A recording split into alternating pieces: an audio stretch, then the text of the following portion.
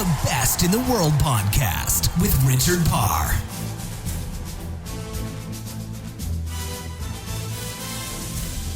Only two men in history have Olympic gold medals in BMX racing. One of them is on The Best in the World with Richard Parr today.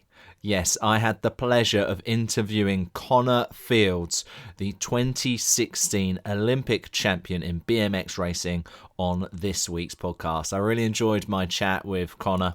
We talk about a lot of things, including his disappointment at the London 2012 Games, which helped him refocus and redesign himself ready for the 2016 Games. And we talk about a lot of things to do with that, including what his sports psychologist told him before those games, and also what his coach said to him just before that final. Really interesting stuff there with Connor Fields. We also talk about his love of cooking.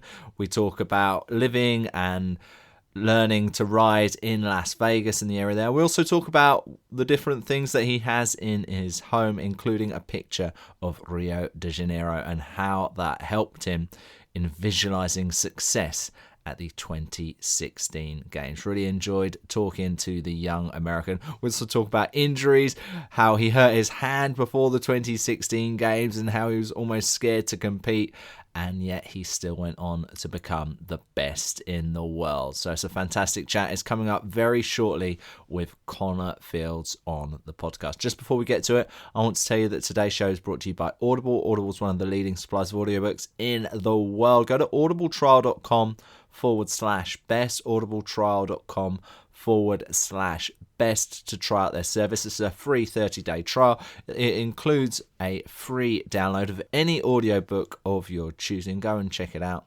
It's a service I personally use. Recently been listening to Arianna Huffington's Thrive. Really good book. Go and listen to that, especially if you're interested in high performance, which you probably are if you're listening to this podcast. All right, let's get to it. Let's get to the interview with the reigning Olympic BMX champion. It's Connor Fields.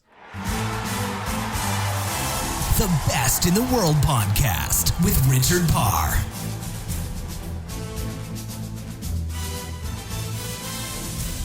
Connor Fields, 2016 Olympic gold medalist in BMX racing. Welcome to The Best in the World with Richard Parr. So great to have you on the program. Let's start from the very, very beginning, Connor. How did you first get on a BMX bike?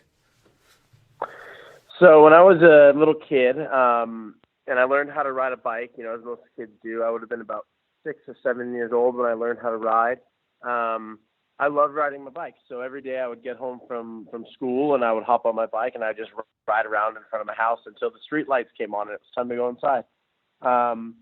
And one day my mom was at the bike shop, must have been just, fixing a flat tire or something that was going on with my bike. And she saw a flyer that was advertising the local BMX club. And she thought to herself, oh, looks like something Connor would enjoy. So we went out and checked it out. And then the following week, we went out and I rode for the first time. And as they say, the rest is history. Oh, superb. So when did you realize that you were good at this? I played other sports. I played American football and soccer and basketball up until I was about 12. But maybe around the age of 13, 14 is when I kind of decided that BMX was my favorite and that's what I wanted to do. And then when I was about 15 or 16, I kind of realized, okay, I'm pretty good at this. Maybe I could actually make a professional career out of it. And you grew up in Vegas, right? Is that a good place for a young BMX rider? Yeah, it's good in that, we have year-round good weather. Vegas is actually the place in the U.S. that gets the least amount of rain per year. I'm so jealous. On average, we have less than 10 days a year that it rains. So from that perspective, you can ride, 355 days out of the year. So that's a good thing to have growing up. Yeah, of course. And obviously there's a lot of temptations in Las Vegas of gambling and drinking and partying and everything like that. Were you always able to focus solely on the BMX without any problems? Well, I mean, until you're 21, you can't do any of that stuff anyway. Mm. You know, when you're a 16, 17-year-old kid, you can't get into any of the places to do that kind of stuff. But for me, you know, I will on occasion, you know, go have a night out if it's, you know, my birthday or a friend of mine's birthday or something like that. But for the most part, I don't really have the temptation just because that's not what, you know, I enjoy. I enjoy competing. I enjoy, you know, winning races. So, you know, it's not hard for me to say no when, you know, mates of mine are heading out for a night out. But, you know, it's one of those things. You know, people from London don't really go hang out at the Tower of London. And people from Vegas don't really, you know, it's not like it's Friday night, let's go down to the MGM. There's plenty of areas that the locals go and hang out. Yeah, exactly. It's like when someone is coming to visit you and asks you for a recommendation in a hotel, and you say, "Well, I live in the city. I never use a hotel. Well, how would I know which one would be good?" It's that kind of thing, isn't it? Yeah, well, it's one of those things where, you know, you avoid the whole downtown strip area unless it's like a special occasion, you know, or you have friends and family visiting who want to go down and see it. You know, I mean, I'll go months without going down to the strip, but it is nice to have it there. There are tons of different concerts and events and fights, and, you know, there's always something to do here. Like, you have no excuse in Las Vegas to ever be bored. But for the most part, you know, I live about 20 minutes from there, and there's plenty of little local areas between here and the main downtown strip that I would rather go to on a Friday night. Yeah, of course. And your first Olympics was the 2012 Games, just 19 years old. Let's talk about that whole kind of build up towards those games. What were your goals when you were heading to that Olympics? My goals when I was 19, I guess I kind of had the mindset of like win or bust.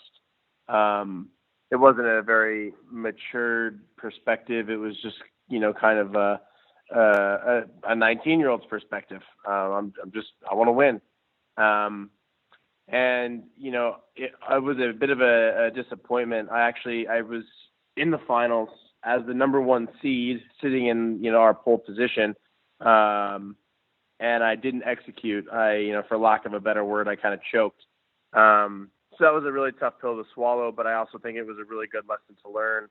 And just the shifting of the mindset from trying to win to just, you know, focusing on doing my best and trying to perform at the best of my abilities. Because the hardest thing with London was just walking away and not being satisfied with my efforts and knowing that I had left something out on the table. You know, had I did my best and still finished 7th place, then, you know, yeah, it kind of stinks. But ultimately, you did your best, and there's nothing else you could have done. But I couldn't say that, and that's kind of what, you know, really was tough to swallow. Let's break that down in just a moment, but you mentioned about winning there. You also mentioned about winning when you were growing up. How would you normally react when you were growing up when you lost? Oh, not well. I mean, I always, you know, when I was really young, I really was competitive. And it was definitely one of the things that helped mold me into, you know, who I am today and to reach the levels of success that I have. But it was also tough because, you know, for me, for a long time, you know, winning and losing was, you know, the difference between whether I was going to be happy for the next week or not. You know, I really didn't do a good job of managing the disappointments. But, you know, like I said, at the same time, it was partially that kind of led me to being successful. You know, but as time's gone on and as I've gotten older, I've kind of learned to manage, you know, the successes and the disappointments better, and just that there's more to life than winning and losing a bicycle race. How did your family cope when you were having these like sulking weeks? They told me, I mean, I guess, you know, my parents were both, you know, older and more mature, and my dad was a successful businessman and my mom was a lawyer. So, you know, they could see that in the grand scheme of life, you know, losing a BMX race when you're 15 is not that big of a deal. So, you know, they would try to explained to me, hey, it's not that big of a deal, but I didn't really want to hear it at the time.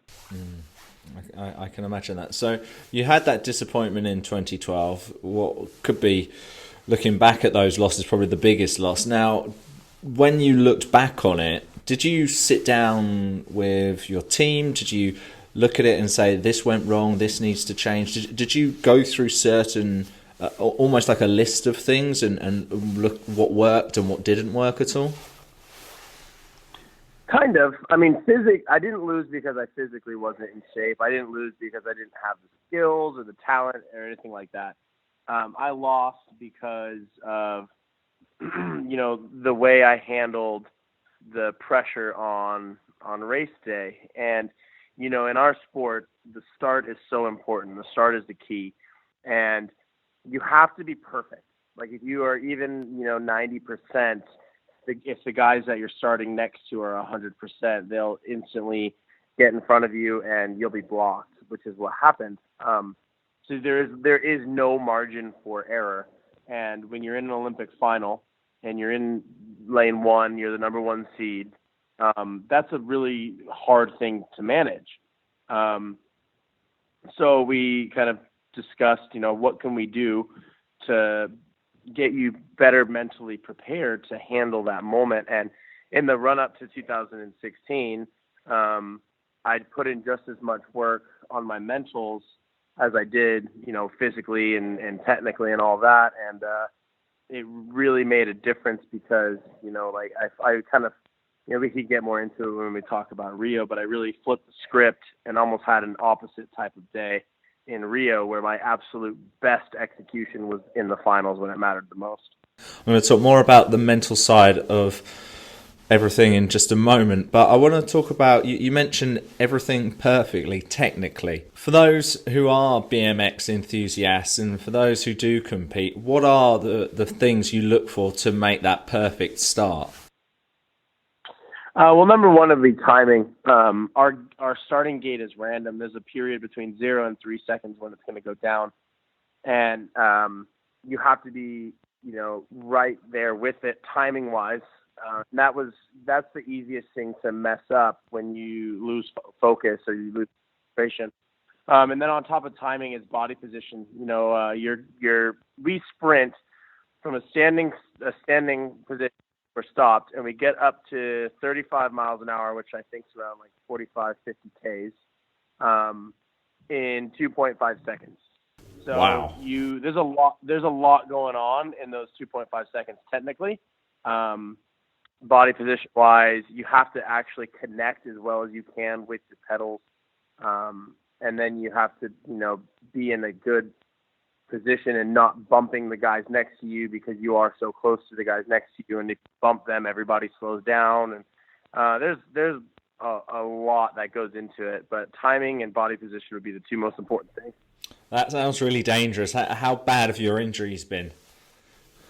Yeah, it is fairly dangerous. It's something people ask me, would you put your kid into it? And it's like, I don't know if I would. Obviously, if my child wanted to, I would, but I wouldn't steer them in this direction.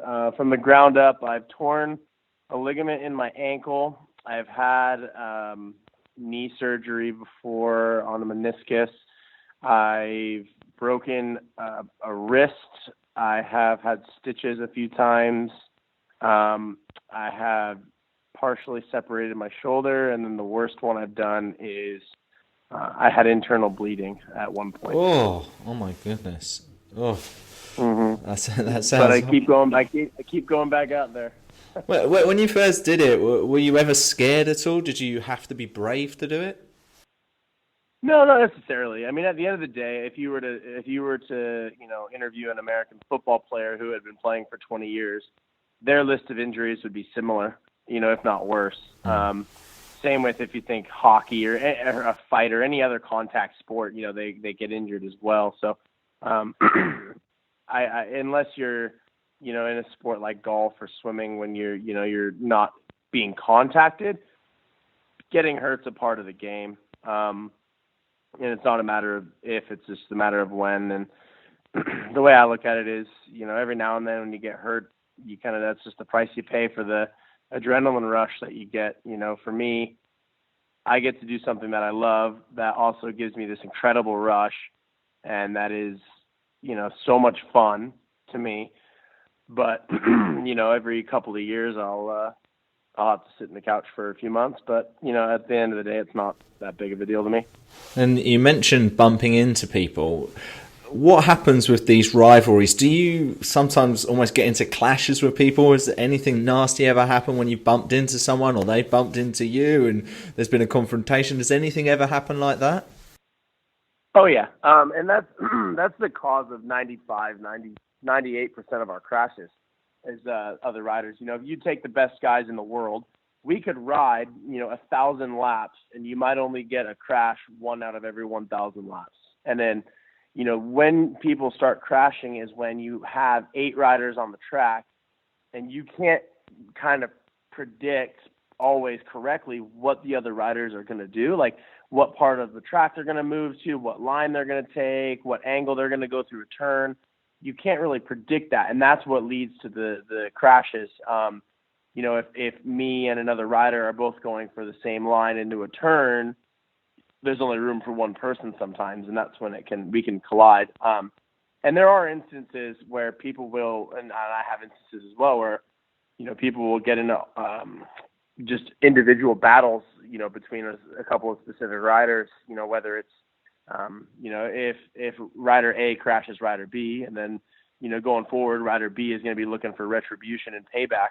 But at the same time, anytime that happens, you're slowing yourself down and you're distracting yourself from the race. And, that kind of stuff never ends with you being successful in the way that you want to be successful. You might bump the other guy off the track, but, you still end up 5th place instead of winning. But yeah, it happens. And it's full contact and all that. But yeah, at the end of the day, that kind of stuff slows you down, and you have to try to not let your emotions get the best of you in those moments. And I think that's a perfect point for us to move on to the mental aspect of things. Now, you mentioned you made dramatic changes from 2012 to 2016. So what exactly did you do? So basically, when I was in the lead up to 2012, I was 18 and 19, and I was just kind of hell bent on winning. I just wanted to win. I wanted to be the best. I wanted to be the champ.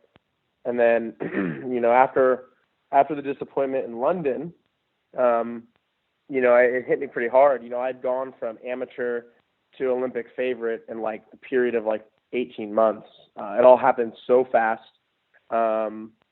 probably even too fast to be ready to handle. And, I think it was really hard, but at the same time, looking back, I think it was one of the best things that could have happened, because it kind of taught me that there's more to life. After London, I enrolled in university part-time, and I've been going part-time to school ever since, just having a little bit of balance in my life. Whether I win or lose at a competition, there's still class on Monday, and the teacher doesn't care what place I got.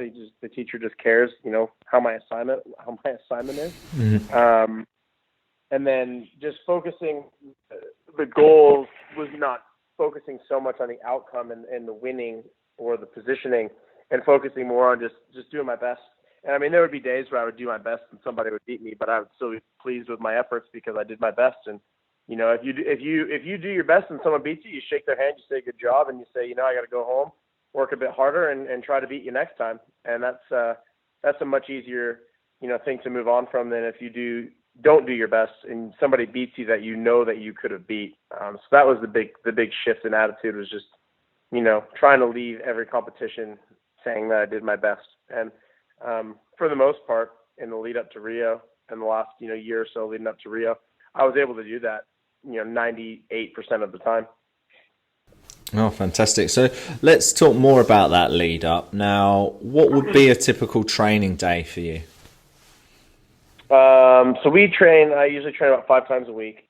And in BMX, we need to have a lot of different skills. We need to be explosive and strong off the start.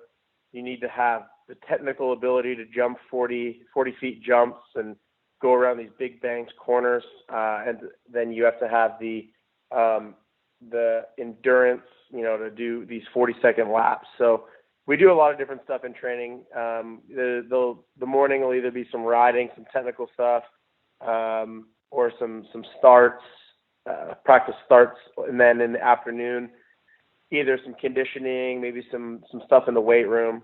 But a usual week's about 5 days.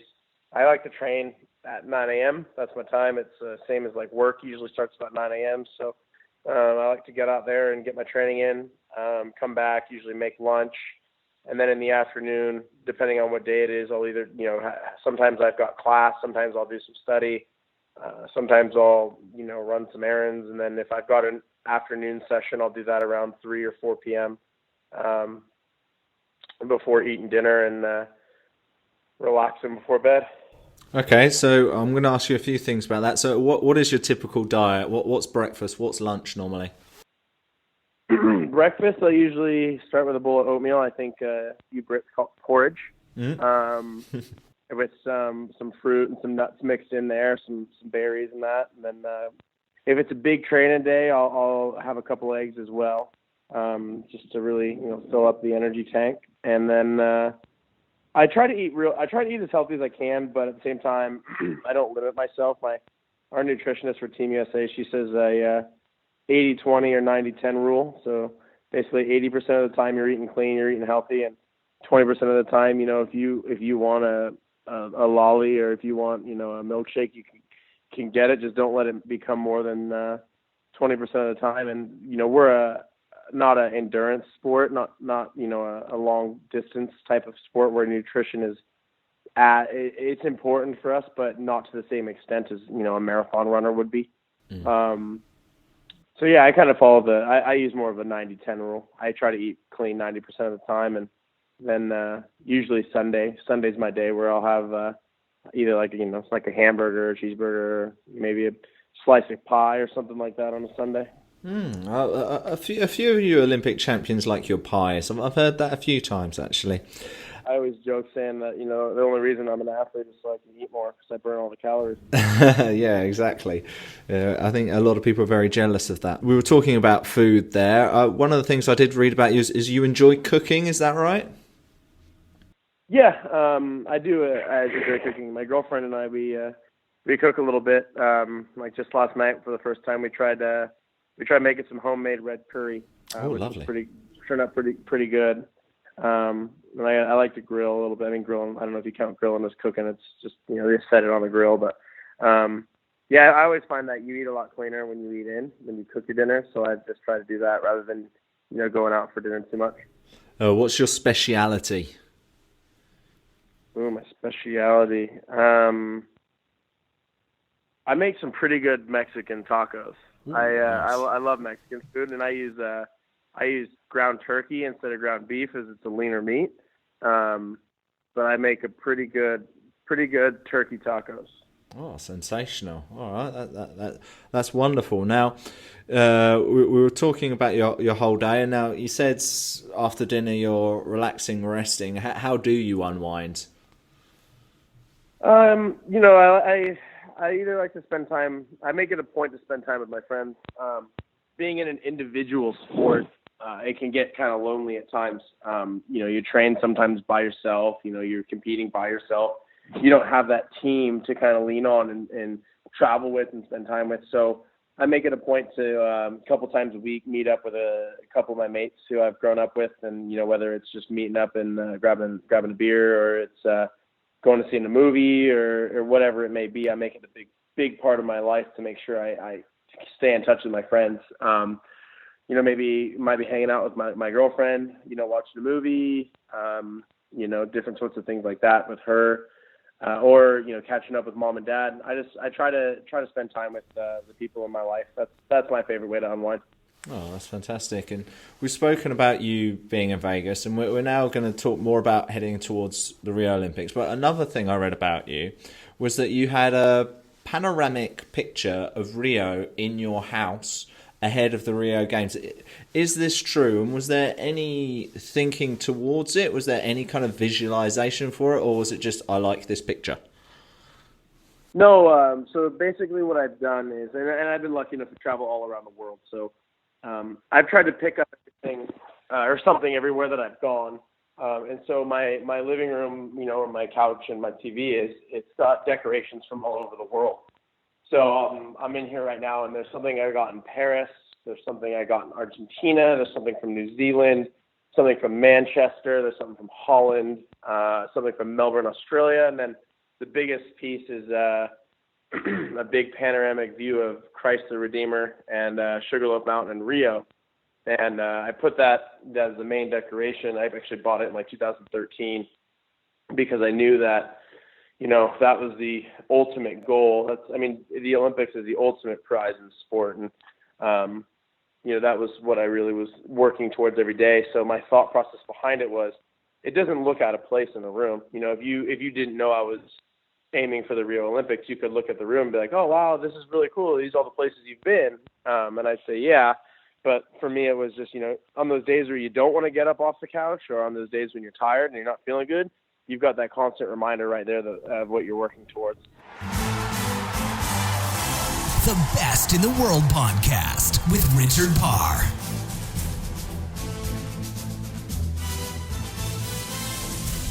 Stand by for more from Connor in just a moment, but I want to take this moment to tell you about the other program that I'm involved with. It's called Sportacino. It's a daily sports chat show. We speak to journalists, sports stars, influencers every single weekday, and that includes things such as wrestling. We talk about sports business, we talk about health and fitness, and we also review and preview the big sporting action of the weekend every single weekday. So go and check it out, sportacino.com, for your top place for sports chat. All right, let's get back to the interview with the BMX Olympic champion. It's Connor Fields.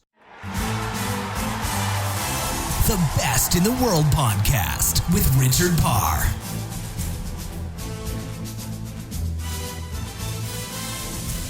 We're in Rio. It's 2016, but leading up to it, you had a bit of a problem, didn't you?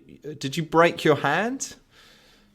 I did. I broke a bone in my wrist, actually in Manchester. So at there's 3 World Cups in the lead up to Rio, and at the second World Cup was in Manchester. And I made a mistake, and I put my hand out when I fell, and I broke a bone in my wrist. Ooh. And that was in April, so it was like I think 4.5 months before the Rio Games. How did you cope with that mentally? Not well. It was really hard.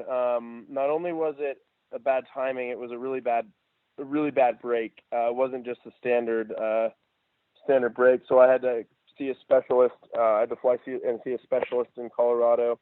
We did a 5-hour surgery where he had to actually take a piece of bone from my upper arm, screw it into my wrist because the bone had died, and they were trying to kind of jumpstart the blood flow back into the wrist.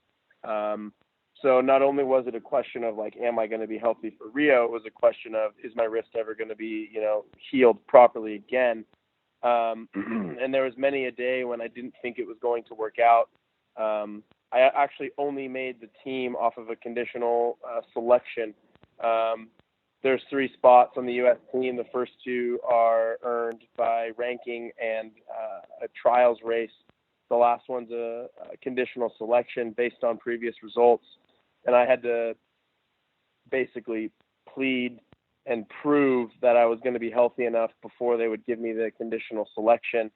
So it was a really tough go. And then once I got the conditional selection, it was, am I going to be able to get back to, my form pre-injury, and be competitive in Rio? And it was physically, emotionally, mentally exhausting in that 4-month period. Oh my goodness. How did it feel for you when you first went back on the bike after that operation, when it, as you said, it was a surgery where it might not even kind of work for you? How were you concerned that you could make it worse? Yeah, so basically I called the doctor, and he is a U.S. Olympic team doctor. He's like the head doctor for the ski and snowboard team. So he's used to working with athletes, and, athletes obviously have different timelines than the general population as far as, when we don't necessarily ask when am I going to be healed? We ask, when can I get back out there? You know what I mean? And he basically, he couldn't legally clear me and say you're better. But what he said was, you're at the point where vibrations and holding on to the handlebar isn't going to cause any further damage. But if you are to put your hand out again, even lightly, you can run the risk of shattering the bone and needing your wrist to be fused. Oh. So what I will tell you is that if all goes well and you stay on the bike, you'll be fine. If you put your hand out again, you run risk of permanent damage. So I had to make the decision, like, is that a gamble that I'm willing to take? And the truth of the matter was that there's only one race that I would take that gamble for, and that's the Olympic Games. I wouldn't do it for a World Championships. I wouldn't do it for a Pan American Games. It's just only the Olympics. And you know, that was, you know, I've raced my whole life leading up to this event. And so I decided to kind of take the risk and take the gamble. And, you know, at the end, it was scary. I was terrified. You know, I had no choice but to go basically straight from nothing into riding at a high level, because there was only 8 weeks from the time I got back on the bike until the race. So I didn't have time to take a couple weeks and kind of ease into it. I basically had to go straight into it. But at the same time, that might have actually been helpful because I didn't have a choice. You know, it was almost when your back's against the wall, you know, you're up against the ropes, you just start swinging. And so, yeah, the second time I rode, I was already back on an Olympic level track. And yeah, I was scared. I was terrified and nervous. But once I got those first couple of riding days in, I just started ticking them off and started, you know, going all in for Rio. And at the same time, it could have been helpful in that, you know, I knew the risk that I was taking, and I wasn't going to take the risk, and I wasn't going to do it kind of halfway. I was going to do everything I possibly could to give myself the opportunity to be successful, just because of what I was risking. And you know, in hindsight, it's one of those things where, like, had I not had the injury, I don't know, like, it might have all had a completely different turnout. I might not have won. I might have only won because of the lessons learned and what I did because of the injury, which is just kind of a crazy thought. Amazing stuff. And obviously the gamble paid off. You became the Olympic champion. Talk me through that day and your feelings for it.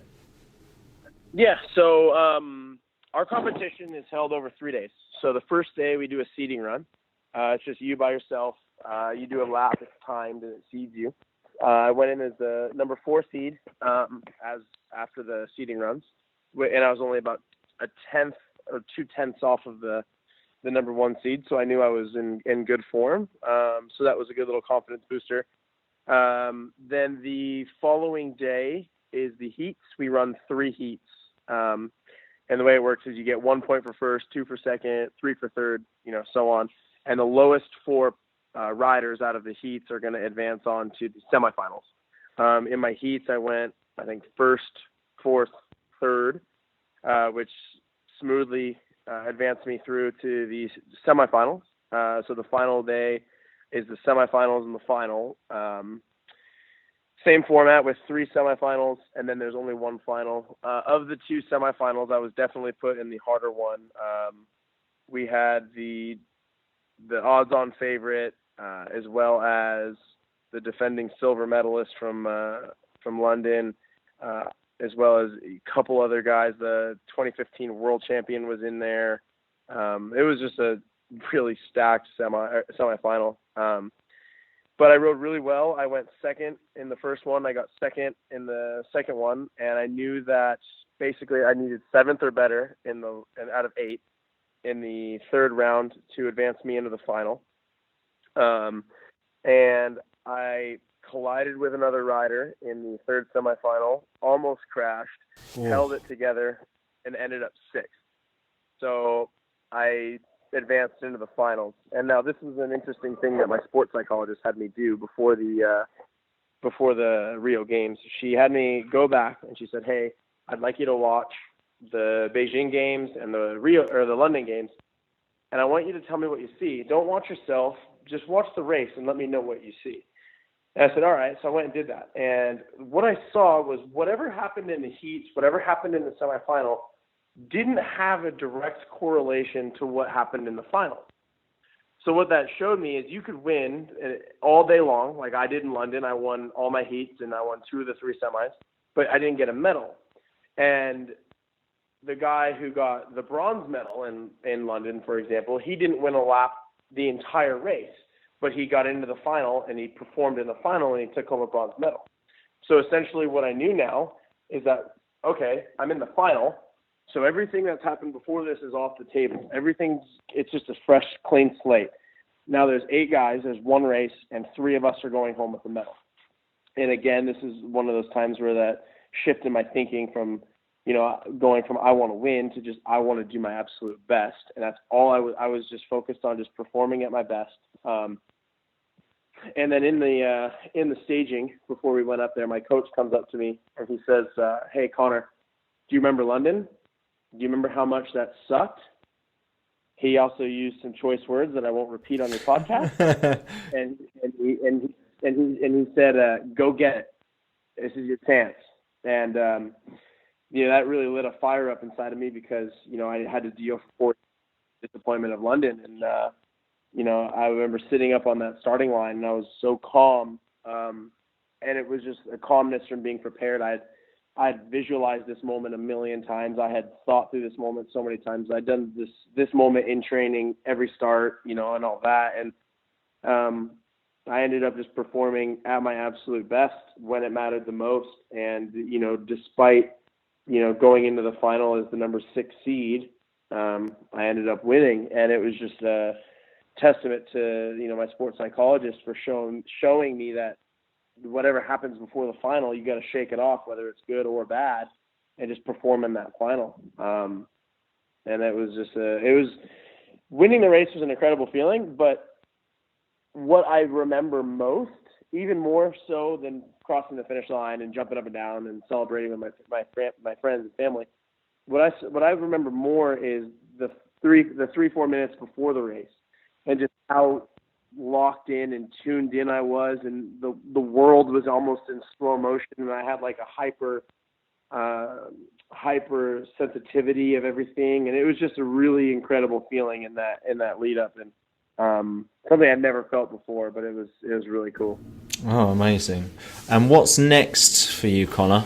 I'll do another Olympic cycle, so Tokyo in 3.5 years, and then in between then, we actually race a lot. I'll do about 15 competitions a year. So between the World Championships is the biggest one in non-Olympic years.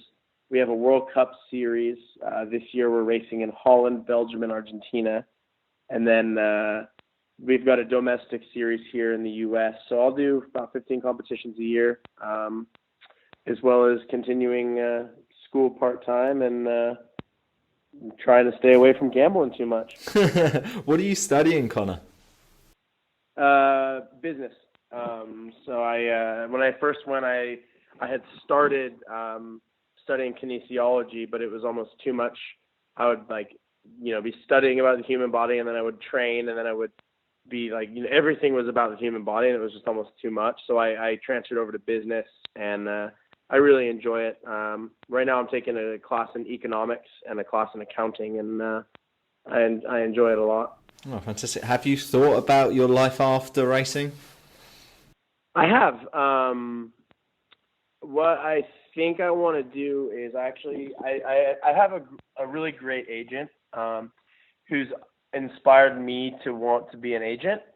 And so he works with action sports athletes, and I'd like to be an agent with other action sports athletes. And now I don't know if you've heard, but in 2020, the IOC has included skateboarding and surfing into the Olympic program.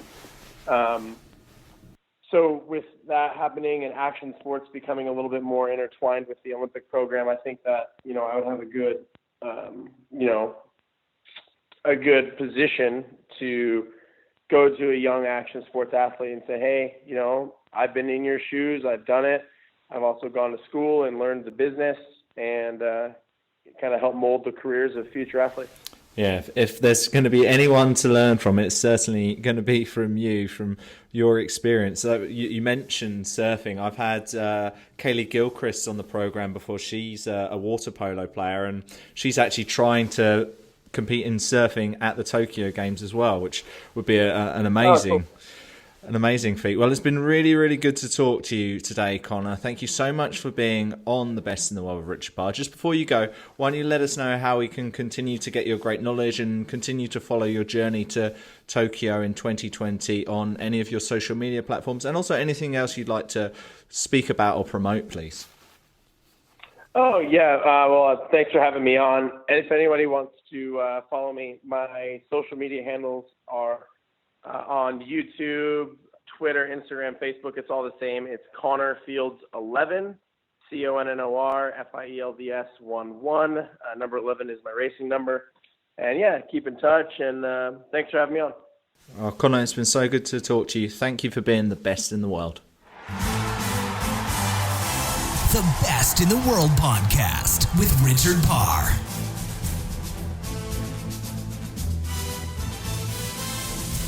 Really good to speak to Connor. All right, not quite BMX riding, but if you're interested in cycling, we've had two really good interviews in the past. One with Katie Archibald, the track cycling Olympic gold medalist, plus also the world champion Andy Tennant. Go back and listen to the full archive of The Best in the World with Richard Parr. You can do that on iTunes. Go to richardparr.net/iTunes to get straight there. It's all there for your pleasure on The Best in the World with Richard Parr. Plus, we've got all the episodes at sportacino.com. Next week, I'll be speaking to another rower. Stay tuned for who that might be on the podcast, because it is more fantastic knowledge that we can learn so that we can be the best in the world. All right, I've been Richard Parr. I'll speak to you again next Wednesday. Have a great week. The Best in the World podcast with Richard Parr.